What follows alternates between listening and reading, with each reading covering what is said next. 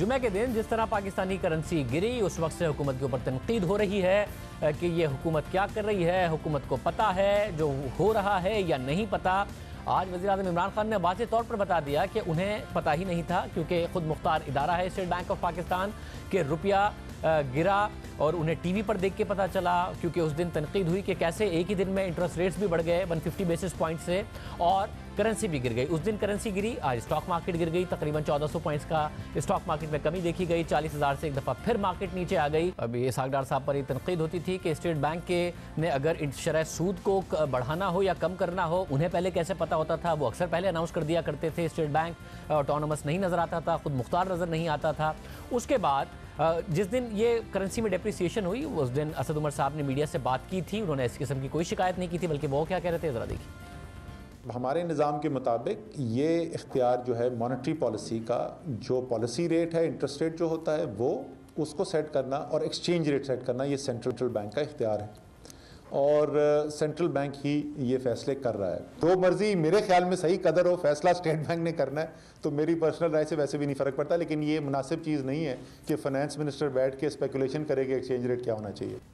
ये बात असद उमर साहब कह रहे थे, इलेक्शन से पहले भी यही बात कहा करते थे कि ये मुनासिब बात नहीं होगी कि, और अब वो ये कह रहे थे कि ये मुनासिब बात नहीं है। मगर वज़ीर-ए-आज़म इमरान खान चाहते हैं कि स्टेट बैंक आइंदा ये करने से पहले हुकूमत का इनपुट भी ले और उसके बाद हमें बताए, फिर फैसला करे। वो नहीं चाहते थे, वो चाहते थे कि 100 दिन की जो उनका प्लान है उस पर मीडिया पर बात हो, मगर बात सारी की सारी रुपए के गिरने पर होती रही।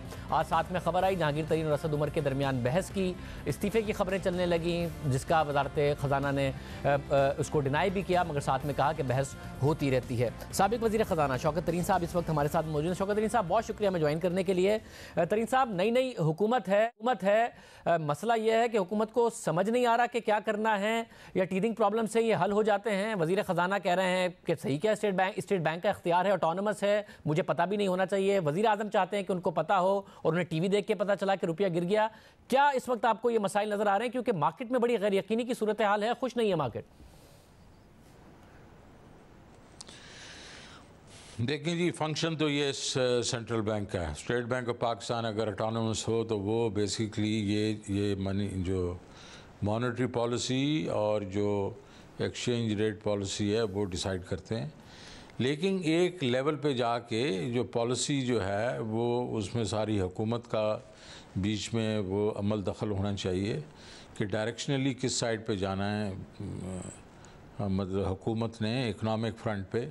तो मेरे ख्याल में खान साहब उसकी बात कर रहे थे। वो डे टू डे की बात नहीं कर रहे थे। डे टू डे जो एक्सचेंज रेट को भी मैनेज करना सेंट्रल बैंक का काम है और मॉनेटरी पॉलिसी को भी उन्होंने जो मैनेज करना है वो ये देख के करना है कि आपकी इन्फ्लेशन कहाँ जा रही है और आपकी इकॉनमी में कितनी गरमाइश है और कितना डिमांड उन्होंने टेक आउट करना है। तो इस वक्त जब आपकी इन्फ्लेशन एकदम स्पाइक कर रही है और डिफरेंट रीज़न से आपने रेट्स बढ़ाए हैं, इलेक्ट्रिसिटी के रेट्स बढ़ा दिए हैं, गैस के बढ़ा दिए हैं और उसकी वजह से पेट्रोल के बढ़ा दिए हैं, तो उसकी वजह से जो ये स्पाइक आ रही है उसकी वजह से मॉनेटरी पॉलिसी तो टाइट होनी थी। एक्सचेंज रेट का ये मसला है कि एक्सचेंज रेट जो ट्रैक करना चाहिए रियल इफेक्टिव एक्सचेंज रेट से। रियल इफेक्टिव एक्सचेंज रेट वो जो है जो आपकी करेंसी को कंपेटिटिव रखता है आपके जो दूसरे कंपेटिटर्स के साथ, और उसको सेंट्रल बैंक को हर वक्त ट्रैक करना चाहिए। हम अनफॉर्चुनेटली पिछली हुकूमत की एक फ़िलासफ़ी थी कि रुपए को आपने मजबूत रखना है, तो वो काफ़ी हम बिल्कुल ड्रिफ्ट कर गए थे रियल इफेक्टिव एक्सचेंज रेट से, और उसकी वजह से हमारी एक्सपोर्ट्स को भी धक्का लगा और हमारी इंपोर्ट्स भी ज़्यादा हुई। तो मेरे ख्याल में ये जो है गवर्नमेंट जो है, इनको जो मसला मिला है बहुत गंभीर मसला मिला है, $18 बिलियन करंट अकाउंट डेफिसिट होना एक साल में, तो उसको ये एकदम बैलेंस करने की कोशिश तो कर रहे हैं।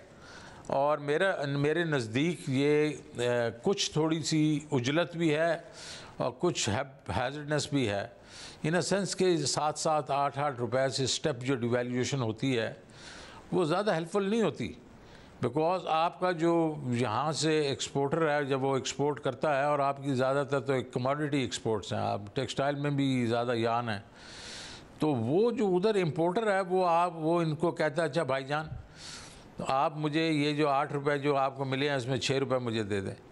तो इसका तरीक़ाकार ये है कि ये एक्सचेंज रेट को मतलब धीरे धीरे से ऊपर नीचे करना चाहिए और कॉन्टीन्यूसली करना चाहिए।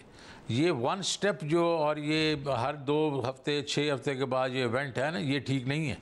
तो इसको करना चाहिए ताकि स्पेकुलेटर भी, अगर 2 वे मूवमेंट हो रही होगी तो स्पेकुलेटर भी निकल जाएगा और आपकी करेंसी भी आपकी रियल इफेक्टिव एक्सचेंज रेट के साथ रहेगी। मतलब जिस तरीके से उस दिन ट्रेड हुआ, खुला ही 8 रुपये नीचे, और नज़र आया कि जैसे पंटर्स भी एक्टिव हैं, पंटिंग भी हो रही है, कुछ लोग लॉन्ग पोजीशन में थे जिन्होंने फ़ौरन बेचा है, फिर नीचे आया, वो स्पेकुलेटर्स भी जंप इन कर गए, वो सारी बात नज़र आई। आपको लगता है कि ये जो फिर जल्दी जल्दी हो रहा है, ये IMF के प्रोग्राम के लिए हो रहा है, हुकूमत उसकी तैयारी कर रही है इसलिए करना पड़ रहा है, या फिर समझ नहीं आ रही है उस सब में ये हो रहा है? नहीं, मेरे ख्याल में IMF के लिए तो अगर करते तो अभी बिल्कुल ना करते, क्योंकि IMF तो करवाना ही था, आपको रियल इफेक्टिव एक्सचेंज रेट के करीब लेके जाना था। मेरा ये ख्याल है कि ये क्योंकि इनके रुपए पे प्रेशर है, डॉलर इनको बेचने पड़ रहे हैं इस लेवल पे एक्सचेंज रेट रखने के लिए, और ये अगर महीने में 500-600 मिलियन डॉलर जो है वो इसी तरीके से ही ज़ाया कर देंगे, तो इनका ख्याल है इस ये करने से शायद ये रुक जाएगा। मतलब तो फिर हुकूमत, ये मुमकिन है, आपने भी मामला देखें, वैसे तो ज़ाहिर है by the book autonomous state bank को होना चाहिए सारे मामलात की, हुकूमत को पता ही नहीं था। दोनों दफ़ा टीवी देख के पता चला हो, मुल्क के वज़ीर आज़म को, मुल्क के वज़ीर ख़जाना को पता ही ना हो कि स्टेट बैंक इतनी मैसिव डिवैल्यूएशन करने वाला है। जी, मैसिव डिवैल्यूएशन तो मैंने पहले भी कहा नहीं करनी चाहिए। आप इसको आप 2 वे करें और आहिस्ता आहिस्ता करें। डायरेक्शनली आप सारे एक पेज पे होने चाहिए। आप मिनिस्टर ऑफ फाइनेंस है, प्राइम मिनिस्टर है, स्टेट बैंक ऑफ पाकिस्तान है, कि हमने अगर फ़र्ज़ करें अगर इस वक्त रियल इफेक्टिव एक्सचेंज रेट और रुपये में अगर फ़र्क आज से अगर 10-15 दिन पहले 10-11% का था, तो उसके ऊपर एक पॉलिसी डायरेक्शन होनी चाहिए और एग्रीमेंट होना चाहिए कि हम रियल इफेक्टिव एक्सचेंज रेट के करीब करीब जाएंगे, है ना, over a period of time जाएंगे। फिर जो डे टू डे जो है उसको इफेक्ट करना है वो फिर सेंट्रल बैंक का काम है। मतलब अगर ये 100 दिन में क्या इतनी ऑटोनॉमी आ गई होगी स्टेट बैंक में कि या तो इसाकदार साहब करने ही नहीं देते थे, या फिर स्टेट बैंक ने बताया नहीं हुकूमत को और इतनी ज़्यादा डिवैल्यूएशन कर दी और टीवी पे देख के हुकूमत को पता चल रहा हो, या पता होगा हुकूमत को किसी ना किसी लेवल पर? मेरे ख्याल में तो ओवरऑल तो देखें जी, ये हो ही नहीं सकता कि आपकी सेंट्रल बैंक 8 रुपये का डिवैल्यूएशन करे और किसी लेवल के ऊपर उन्होंने बताया ना हो। मैं यही बार बार कह रहा हूँ कि हो सकता है उन्होंने क्वांटम का नाम बताया हो और ये कहा हो कि देखें जी, होता ये है कि बैंक्स की जो ओवरबॉट पोजीशंस होती हैं कि मतलब डॉलर लेके बैठे हैं, वो बड़ी थोड़ी होती हैं। स्टेट बैंक ये मैनेज करता है, हर बैंक की पोजीशन मैनेज करता है, रोज़ के रोज़ करता है। तो इतनी तो पोजीशंस हो नहीं सकती कि आप एकदम आपने दरवाज़ा खोला और एकदम फ्लड गेट्स खुल गए। तो इन सब अगर हम इनको ये कहेंगे कि आज आप अपनी मार्केट में बेचें डॉलर्स और या ऑफलोड करें, तो ये जो है ये है तो बिल्कुल बाय डिज़ाइन। लेकिन मैं ये कहने की कोशिश कर रहा हूँ कि डिज़ाइन जो है ना, ये भी ज़रा कुछ ठीक नहीं है। इसको बड़े धीरे धीरे से दोनों साइड में मूव करना चाहिए ताकि स्पेकुलेटर को काटें। आपने कहा पहले और बहुत दुरुस्त कहा कि अगर एक साइड पे ही अगर मूवमेंट होनी है तो स्पेकुलेटर को पता है कि ये रीवैल्यू नहीं होगा, डिवैल्यू सिर्फ होगा। तो आज आपने देखा कि फ्राइडे को अगर 140 पे गया है, पहले 142 पे 140, तो आज 136-37 पे भी आया, बहुत वेज गया है। लेकिन इतने बड़े जंप्स की बजाय 1 रुपया 1.5 रुपये के 50 पैसे के प्लस माइनस जंप्स करें over a period of time, तो इस तरीके से ज़्यादा स्टेबिलिटी आएगी, लोग जो हैं घबराएंगे भी नहीं। मतलब और साथ में एक चीज़ ज़ाहिर है, मार्केट शायद ये खबर सुनना चाहती है कि हुकूमत IMF के पास जा रही है। हुकूमत कभी कहती है कि मुज़ाकरात हो रहे हैं, फिर कहते हैं कि जी एक और राउंड होगा, अभी हम फौरी तौर पर नहीं जाना चाहते, इमीडिएट जो बैलेंस ऑफ पेमेंट क्राइसिस है वो हल हो गया है।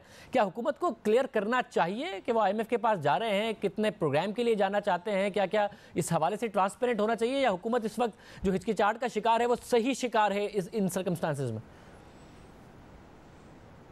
नहीं, बिल्कुल हुकूमत को बिल्कुल क्लैरिटी देनी चाहिए मार्केट को। देखिए जी, इस वक्त आपका जो इशू है, जो अनसर्टिनिटी है, कि वो लोग ये नहीं देख रहे कि कोई एंकर है। अगर आपने एक कह दिया कि हमने जाना है IMF में, और उसमें शायद आपको मुश्किलात भी थोड़ी सी हों, लेकिन लोगों को पता है कि आपने जाना है, एक प्रोग्राम होगा और वो IMF आपका एक एंकर बनेगा, तो एकदम स्टेबिलिटी आएगी। तो आपको इस वक्त बैठ के हुकूमत को बिल्कुल क्लैरिटी के साथ कहना चाहिए, ठीक है जी, हम 1 महीने में जाएंगे, 2 महीने में ज़रा थोड़ा मुश्किल हालात होंगे और बड़ी टफ़ कंडीशनैलिटीज़ होंगी, लेकिन हमने एक लेवल पे, हमारा ख्याल था शुरू के बीच में हमें बहुत बड़ा प्रोग्राम चाहिए होगा, लेकिन अभी हमने क्योंकि कुछ और चीज़ें जो अरेंज कर ली हैं सऊदी अरेबिया से, बाकी जगहों से, तो शायद इतना बड़ा प्रोग्राम, लेकिन जाना हमें ज़रूर पड़ेगा। बहुत शुक्रिया, शौकत तरीन साहब हमारे साथ मौजूद थे, अपनी राय दे रहे से। इसके अलावा वज़ीर आज़म इमरान खान ने चीन से मुताल्लिक कहा कि चीनी सफ़ीर ने खुद कहा है कि वो सीपेक के जो कर्जे हैं, जो लोन हैं, उन मनसूबों के अलावा पाकिस्तान से सरमायाकारी के मुआहदे कर रहे हैं। वज़ीर आज़म इमरान खान का दावा अपनी जगह, मगर आज चीनी सफ़ीर का जो बयान सामने आया है उसमें उन्होंने कहा कि सीपेक के 22 प्रोजेक्ट्स में से सिर्फ 4 मनसूबे कर्जों से मुताल्लिक हैं, बाकी 18 मनसूबे सरमायाकारी से मुताल्लिक हैं। वज़ीर आज़म इमरान खान के बयान और वज़ीर ख़जाना के बयान अपनी जगह पर हैं। वज़ीर आज़म इमरान खान कह रहे हैं चीनी सफ़ीर ने यह कहा है कि पहली दफ़ा ऐसा कहा नहीं है उन्होंने, जो कि वज़ीर आज़म इमरान खान दावा कर रहे थे। प्रोग्राम में एक ब्रेक शामिल करते हैं। नैब से भी मायूस नजर आया आज। नैब के हवाले से क्या करेंगे? अपोजिशन खुश नहीं है, हुकूमत भी खुश नहीं है, दोनों की सिमत अलग है ना खुश होने की, मगर बहरहाल दोनों खुश नहीं।